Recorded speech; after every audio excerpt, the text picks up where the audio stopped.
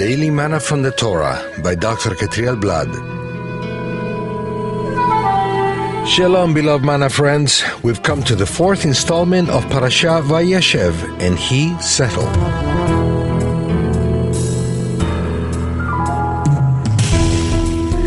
We find this fourth aliyah in Genesis 38 from verse 1 to verse 30. Today's reading will take place in verse 15 and first part of 16. When Judah saw her, he thought she was a prostitute, for she had covered her face. He turned to her at the roadside and said, "Come, let me come in to you," for he did not know that she was his daughter-in-law. Can sin serve the Eternal's purposes?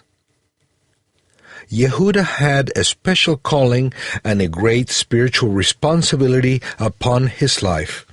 He was the chosen son from among the 12 to be the Messiah's ancestor.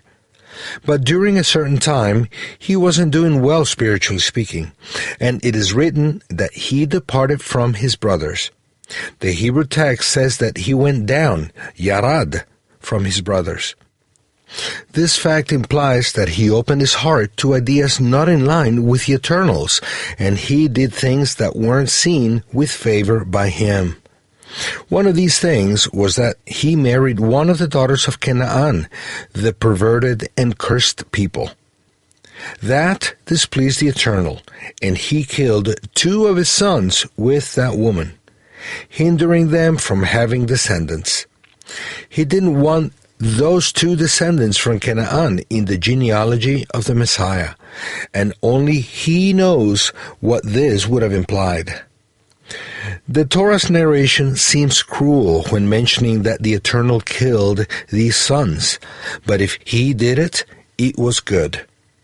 Had he let them live, the damage in Yehuda's line would have been irreparable. The Eternal's plans for them were at risk, and that is why he intervened in this way. By killing them, he prevented a greater ill. Now, the older son's widow wanted offspring, and she sought the way to deceive her father-in-law to become pregnant by him.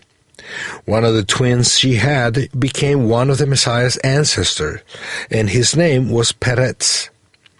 In this way, the seed of Canaan's people was prevented from getting in the genealogy of the Messiah, because Tamar, Yehuda's daughter-in-law, became pregnant from Yehuda himself, and not through one of his sons, who had a Canaanite mother.